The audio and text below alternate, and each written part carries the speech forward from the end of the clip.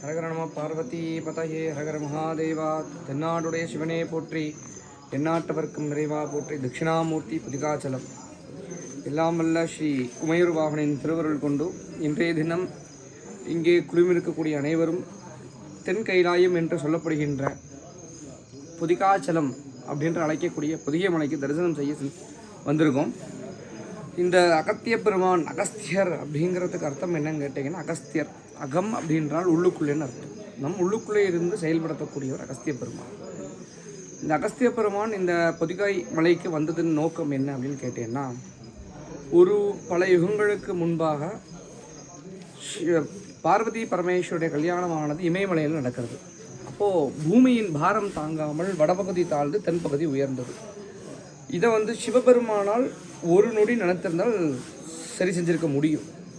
ஆனால் அவர் அப்படி செய்யலை. என்ன காரணம் அப்படின்னு கேட்டேன்னா, சுவாமி அதாவது சிவபெருமான் ஒவ்வொரு அணுவையும் நமக்காக யோசிச்சே அசைக்கிறார். அப்போது தனக்கு நிகரான, அதாவது அகத்திய பெருமானுக்கு என்ன பேருன்னு கேட்டீங்கன்னா, நெற்றிக்கண் அகண்ட சிவன்னு பேர். இப்போ நம்ம ஜெராக்ஸ் எடுக்கிறோம் இல்லையா, சிவபெருமானோட ஜெராக்ஸ் அகஸ்தியர்னு சொல்லலாம். இவரை ரெண்டு பேருக்குமே ஒரு பெரிய ஒரு ஒற்றுமை உண்டு. அப்போ தனக்கு நிகரான அகத்திய பெருமானை கூப்பிடுறார். அகஸ்தியருடைய உயரம் கேட்டிங்கன்னா 3 அங்குலம். குருமுனின்னு சொல்கிறேன். அவர் ஒரு கும்பத்திலேருந்து வெளியிருந்து வந்ததுனால அவருடைய உயரம் 3 அங்குலம் தான். இப்போது அவரை கூப்பிட்டு அது மாதிரி புதிய மலைக்கு போப்பா, அதுதான் தென் கைலாயம். தென் கைலாயம் பூமி சமமாகணும் அப்படின்னு சொல்கிறார். அப்போ நாரதர் முனிவர் கேட்குறார், அவரை அனுப்பி அவ்வளோ பராக்கிரமம் புரிந்தவரா அப்படிங்கிறார். அப்போ அகஸ்திய பெருமானுக்கும் கிளம்பி வந்துடுறார். அவர் நினைச்ச மாத்திரம் இங்கே புதிய மலைக்கு வந்துடுறார். அப்போ அவர் சுவாமிகிட்ட கேட்குறார், சுவாமி நீங்கள் எல்லாரும் உங்களோட கல்யாணத்தை பார்க்குற, நான் எப்போ பார்க்குறதுன்னு கேட்குறார். நீ எப்போ நினைக்கிறீங்க அங்கெல்லாம் உனக்கு கல்யாண காட்சி கொடுக்குறேன்னு சொல்கிறார். அப்படி வந்த இடம்தான் இந்த பொதிகை மலை.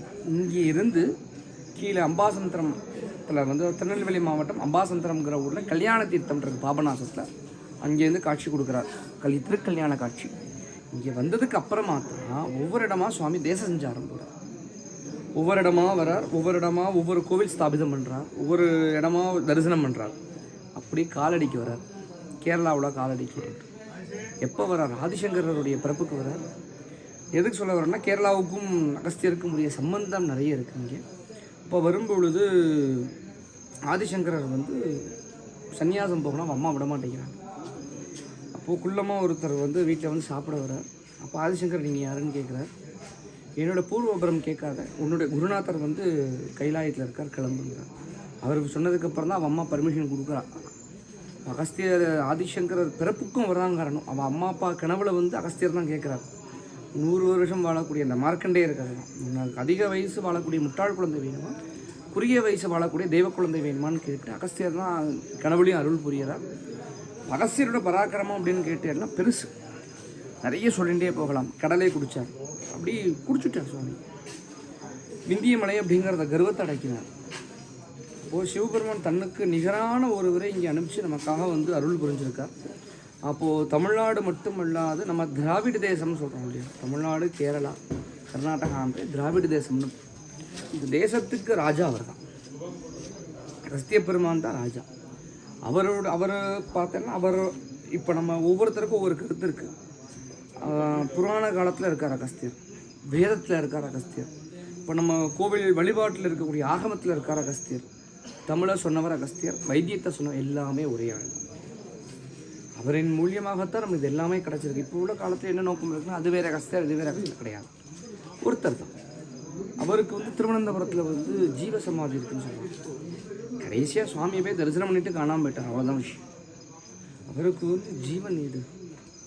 அவர் வினை இல்லாத உடலோடு பிறந்த ஒருத்தர், பிறக்கலை. அவருக்கு பிறப்பும் கிடையாது, இறப்பும் கிடையாது.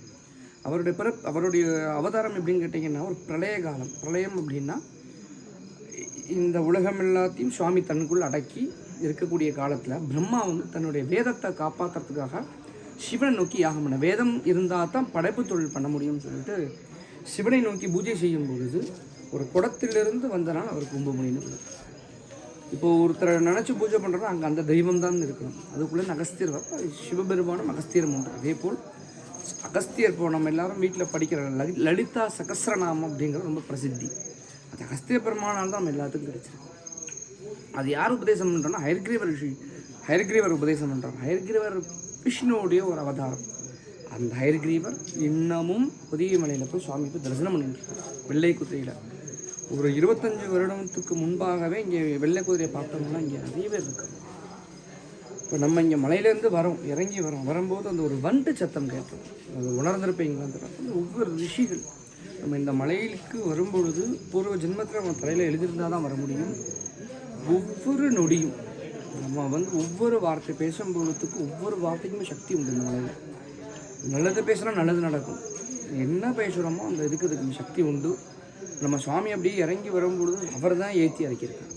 எல்லோரும் இமயம் போயிட்டு வந்துட்டாங்க. பெரிய பேர் என்ன எவரெஸ்ட் கிளைம்பர் ட்ரெக்கர் நிறைய பேர் யாராவது இருக்கட்டுமே சுவாமியை தரிசனம் பண்ணணும்னு நினச்சா அவர் தான் நினைக்கணும். ஏன்னா நான் போன வாரம் கூட வந்துட்டு கிளைமேட் சரியில்லைன்னு சொல்லி கீழே இறக்கி விட்டாங்க. இன்றைக்கி நம்ம பல ஜென்மத்தில் பண்ண புண்ணியம் இன்றைக்கி சுவாமி தரிசனம் பண்ணியிருக்கோம். இந்த தரிசனத்தினுடைய பயனாக நம்ம பாரத தேசம் நல்லா இருக்கணும். நம்ம மட்டும் அந்த பாரத தேசம் நல்லா இருக்கணும். உலக மக்கள் எல்லாரும் நல்லா இருக்கணும். உலக மக்கள் எல்லாரும் வேற்றுமை பாராது நம்ம எல்லோரும் ஒரு சம மனநிலையோடு இருந்து எல்லாருக்கும் அந்த அகத்திய பெருமான் அருள் புரியணும்னு கேட்டுக்கணும். நமஸ்காரம். சரி, ஒரு நிமிஷம். நம்ம அகஸ்தியர் கோயில் நம்ம பூஜை பண்ணும்போது அவரோட காலடி. ஆமாம், அதே மாதிரி அகஸ்தியர் நம்ம ஊருக்கு வரும். திருநெல்வேலி மாவட்டம் அம்பாசமுத்திரம் அப்படிங்கிற க்ஷேத்திரத்துக்கு அந்த இங்கே மேலே வரார் இல்லையா, வந்ததுக்கப்புறமா சுவாமி கீழே இறங்கி வரார். இறங்கி ஒவ்வொரு ஊராக போகிறார், ஒவ்வொரு சிவாலயமாக தரிசனம் பண்ணுறாங்க. பம்பையில் கன்னடியன் கால்வாயின்ட்டு ஒரு அகஸ்தியரால் உண்டாக்கப்பட்ட ஒரு கால்வாய். தாமிரபரணின்னு சொல்ல மாட்டேன். தாமிரபரணி யாருன்னு கேட்டிங்கன்னா காவேரியோட மீதி.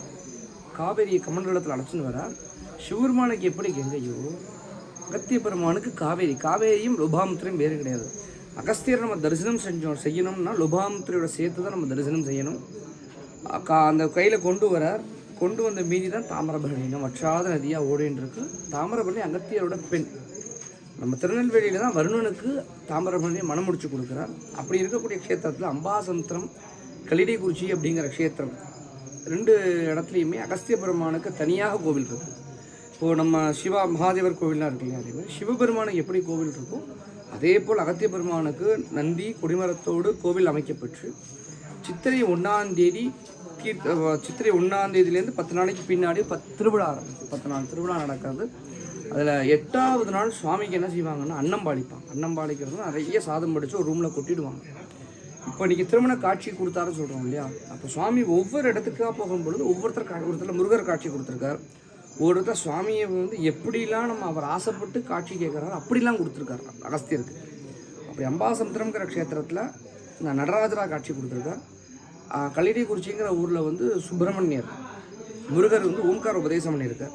இப்போ இந்த 2 கோவிலையும் என்ன பண்ணுவாங்கன்னா அந்த ஐதீக காட்சி நடக்கும். அதே மாதிரி இங்கேருந்து அகஸ்தியர் வருவார், இங்கே நடராஜர் வருவார். அந்த மாதிரி உற்சவம் நடக்கும்பொழுது அகஸ்தியருக்கு உணவு, அதாவது அவர் இங்கே வரும்பொழுது எங்கள் இந்த மக்கள்கிட்ட உணவு வாங்கி சாப்பிட்ருக்கார். அதை நினைவு கொள்ளும் வகையாக கோவிலில் ஒரு ரூம் இருக்குது அவருக்குன்ட்டு.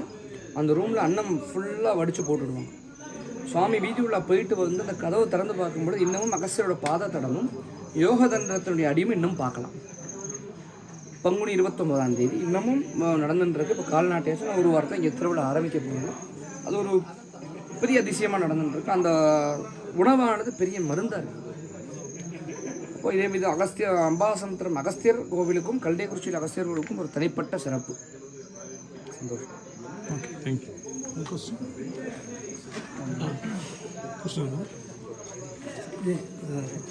ரொம்ப